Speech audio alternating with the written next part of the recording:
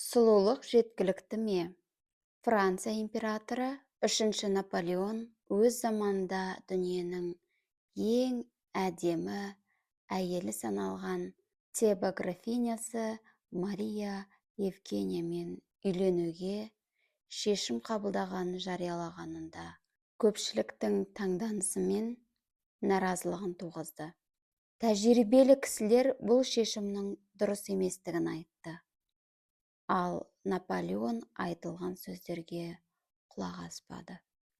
Және бұл шешімін жүзеге асырды. Екеуі де бірін-бірі қатты жақсы көретін. Екеуі де танымал, әдемі, үлкен байлыққа ие еді. Бірақ бір нәрсе жетіспейтін.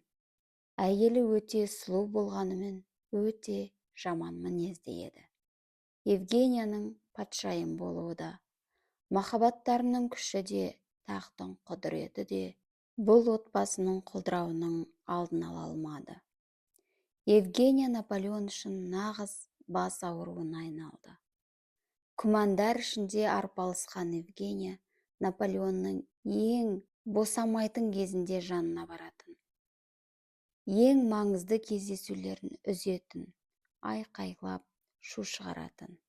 Ойына келгенін істейтін, әпкесінің жанына қашатын, күйеуінен шағымданып жылайтын. Соңында Наполеонға қайтып келіп айыптауларын жаудыратын. Алып салтанаттың зәулім сарайдың иесі болған Наполеон бір сәт ойларын жинақтау үшін бір бөлме табудан қалды. Әйелінің теңдессіз сұлулығы енді оның қорқынышты түсіне айналды. Бұрын оның жүзіне қарағанында рахаттанатын еді. Енді оның жүзін көрмеген сәттерінде рахаттанатын болды. Жаман мінездің улы әсері және әйел айқайы патшаны да үйінен қашырды. Сонда 20 жыл ажырасу істерімен айналысқан танымал заңгер былай дейді. Ер адамдардың өз үйіне ерте барудан қашып, қаңғырып кетулерінің ең маңызды себебі үйдегі әйелдерінің ызыңы болу екендігіне куә болдым. Көп әйелдер өз отбасының мазарын осылай қазады. Жар таңдағанда отбасылық өміріңізді бақытты қылу және үйіңізді тозақ азабына айналдырмау үшін барлық нәрседен бұрын әйелден жақсы мінез іздеу керек.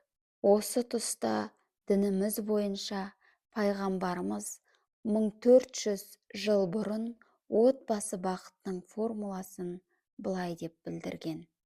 Әйел байлығы үшін, сұлулығы үшін немесе діні үшін алынады. Сіз діндар болғаның, жақсы мінезді болғанын алыңыз.